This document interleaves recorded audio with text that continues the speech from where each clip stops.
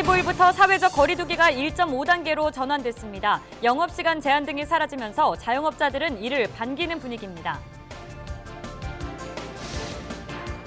코로나19 확진자들이 감염보다는 사회적 낙인으로 더 큰 고통을 받고 있는 것으로 나타났습니다. 완치된 이들을 돕기 위한 프로그램이 운영되고 있습니다. 설 연휴 기간 포근한 날씨가 이어졌습니다. 이번 주는 다시 영하 10도 안팎의 강추위가 찾아오면서 기온이 크게 떨어질 것으로 예상됩니다. 최근 경주시가 경주에서 한 달 살아보기 프로그램을 마련해 눈길을 끌고 있습니다. 침체된 지역 경제 회복에 도움이 될 것으로 기대됩니다.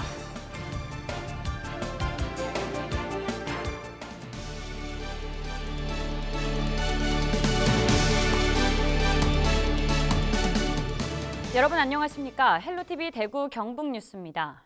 대구 경북 지역 사회적 거리두기가 2단계에서 1.5단계로 한 단계 낮아졌습니다. 자영업자들의 고통과 사회적 피로감 등을 감안한 건데요. 영업시간 제한 조치 등이 사라지면서 자영업자들은 일단 한숨을 돌리는 분위기입니다. 권미경 기자입니다. 사회적 거리두기 1.5단계 전환 첫날. 밤 10시까지만 영업이 가능했던 식당과 카페, 노래 연습장, 실내 체육시설 등이 다시 시간에 관계없이 문을 열 수 있게 됐습니다. 집합금지 조치가 내려졌던 클럽, 나이트 같은 유흥시설과 홀덤펍도 밤 10시까지 영업이 가능합니다. 그동안 저녁 장사를 포기하거나 시간에 쫓기며 겨우겨우 손님을 받아야 했던 자영업자들은 오랜만에 장사다운 장사를 할 수 있게 됐다며 반기고 있습니다.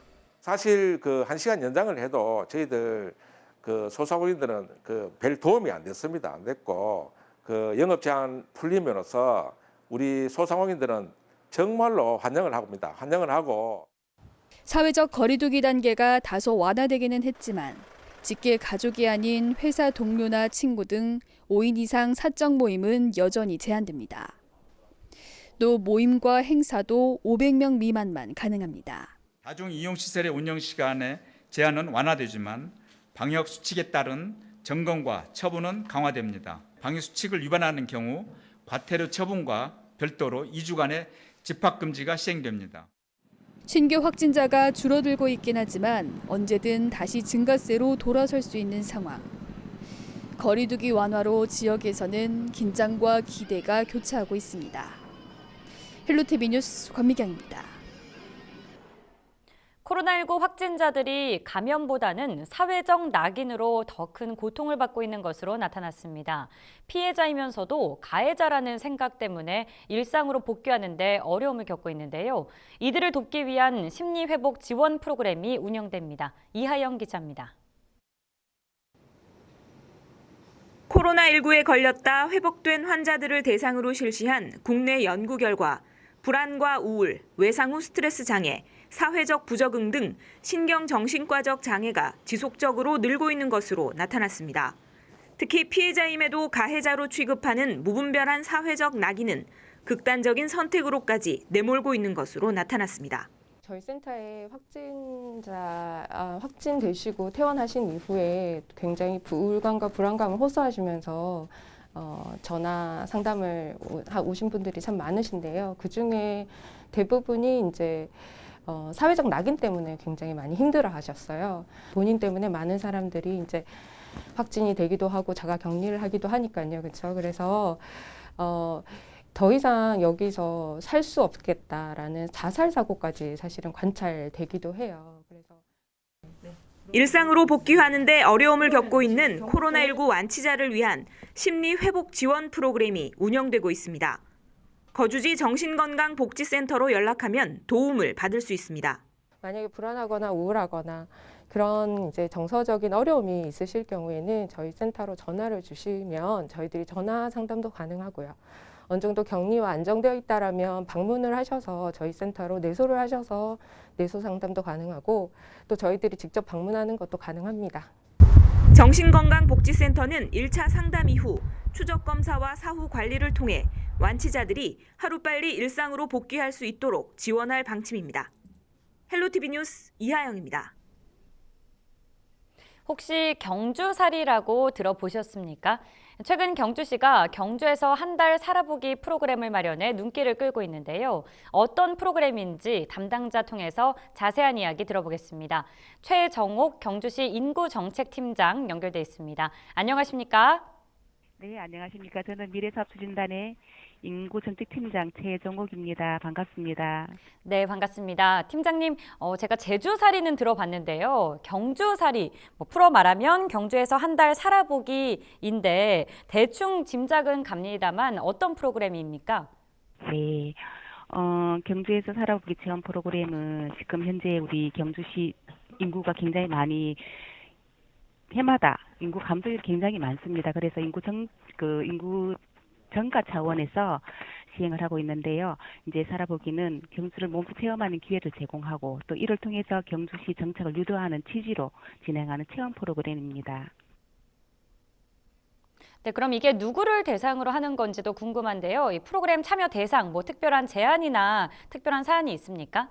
요거는 이제 경주시에 관심을 가지고 살아보기 경험하고자 하는 희망하는 타 지역민들을 대상으로 하는데요. 저희들 연 3회를 기준으로 하고 있고 1기는 기농 기촌 희망자, 2기는 청년 창업 희망자, 3기는 예술 분야 등으로 나누어서 저희들 진행하고 있습니다.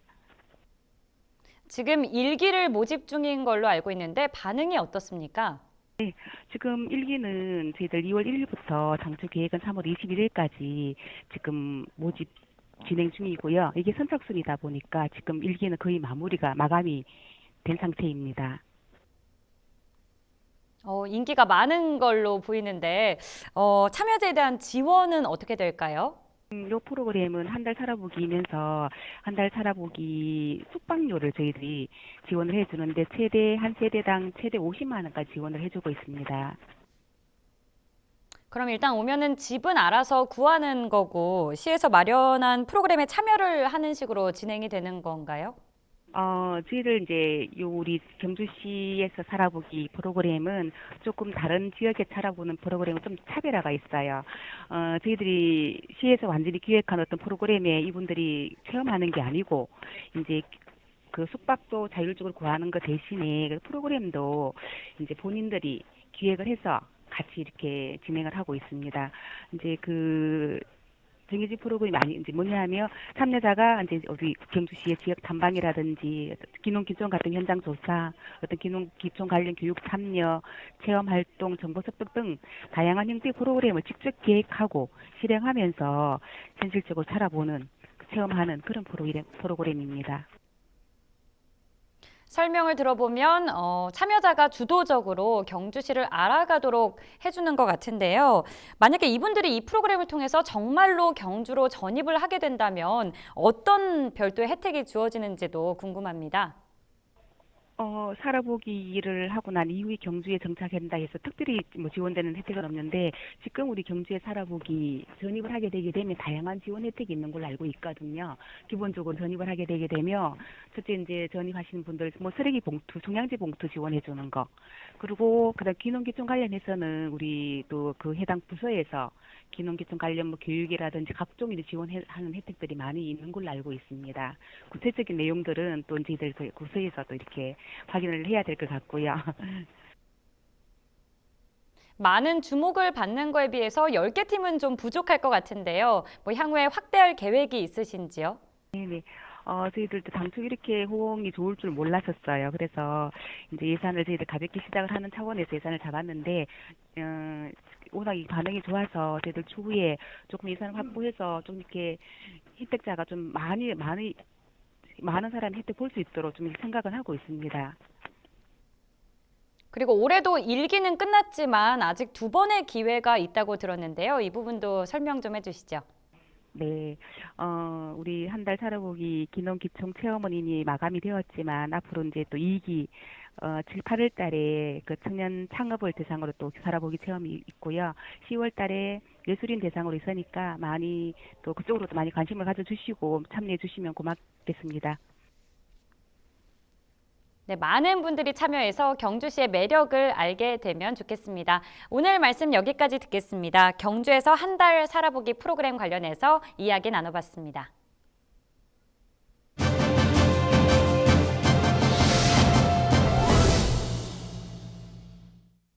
설 연휴 기간 포근한 날씨가 이어졌지만 전국의 대기질은 좋지 못했습니다. 이번 주는 다시 기온이 크게 떨어진다고 하는데요. 자세한 기상 상황을 김승배 기상산업협회 본부장 화상 연결해서 이야기 나눠보겠습니다. 본부장님, 한동안 날씨가 봄 날씨 같았는데요. 이번 주 영하 10도 안팎의 강추위가 찾아온다고요? 네, 그렇습니다. 포근한 설 연휴를 보냈는데 15일 낮부터 북쪽에서 찬 공기가 내려오면서 기온이 떨어지기 시작해서 17일 이번 한파의 정점이 될 것으로 보입니다. 서울 아침 최저 기온이 영하 10도, 낮 기온이 해가 떠 있는 낮에도 영하 5도까지밖에 못 올라가니까 이번 찬 공기의 그 위력을 짐작해 볼 수 있습니다. 2월 18일이 우수인데 대동강물이 풀린다는 따뜻한 시점에 북극에서 찬 공기가 내려와서 또 추워질 것으로 전망이 됩니다. 네, 올겨울 유난히 추위가 심한 것 같은데 이번 주 추위를 올겨울 마지막 추위로 좀 봐도 되겠습니까? 영하 10도까지, 그러니까 강원도에는 영하 15도까지 떨어지는 이런 한파가 이번이 마지막이지 않을까 이제 전망이 됩니다. 예. 이제 그 이유는 그 12월 21일 하지를 정점으로 해서 태양이 점점 고도가 높아지기 때문입니다. 그런데 이제 지난 1월과 2월을 되돌아보면 북극에서 찬 공기가 주기적으로 내려오면서 추워졌는데 이번 우수날 한파가 이번 영하 10도 안팎의 마지막 강한 추위가 될 것으로 보이고요. 그러나 3월에 들어서도 아침 기온이 영하 3도 내지 4도 떨어지는 우리가 말하는 꽃샘 추위는 두서너 차례 또 나타날 것으로 전망이 되니까 완전히 추위가 끝났다 이렇게 표현보다는 이런 강한 한파는 이번이 마지막일 것이다 이렇게 보여집니다. 네, 연휴 기간 미세먼지가 정말 심했는데요. 날이 추워지면 먼지가 좀 사라졌다가 날이 따뜻해지면 다시 대기질이 나빠지는 악순환이 좀 반복되는 것 같은데 이번 추위가 지나면 미세먼지 전망은 좀 어떻습니까? 겨울철에 사만사온 대신 오죽하면 사만사미라는 말이 신조어가 생겨났거든요. 예. 사나흘 춥고 사나흘 따뜻한 그날에 미세먼지가 높다 이제 이런 뜻인데요. 우리가 늘상 주변에서 미세먼지 배출원을 끼고 사는데 날씨 조건, 그러니까 바람 조건에 따라서 미세먼지 농도가 높아지고 낮아지고 하는데 지난 설 연휴 포근한 날씨를 겪은 대신에 미세먼지 농도는 확실히 높았습니다. 미세먼지가 1년 12달 중에 가장 높은 시점이 3월에서 4월이거든요. 이제 앞으로 겨울이 지나고 봄이 되면 공기가 정체하는 날이 많아지기 때문에 그 미세먼지 농도가 더 높아질 겁니다. 미세먼지가 높아진다는 그런 그 기상 정보가 있으면 불필요한 외출은 가급적 삼가는 게 좋겠고요. 건강한 분들도 외출하고 돌아온 뒤에는 손과 발을 특히 전신 목욕을 하는 그런 어떤 그 대비가 필요합니다. 네, 말씀 고맙습니다. 지금까지 김승배 기상산업협회 본부장과 날씨 전망 들어봤습니다.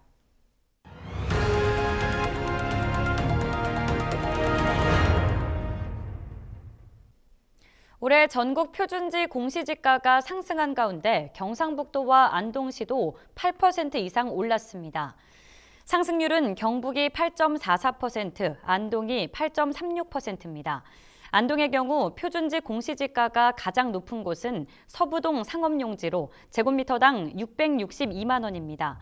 가장 낮은 곳은 임동면 박곡리 임야로 제곱미터당 260원으로 조사됐습니다.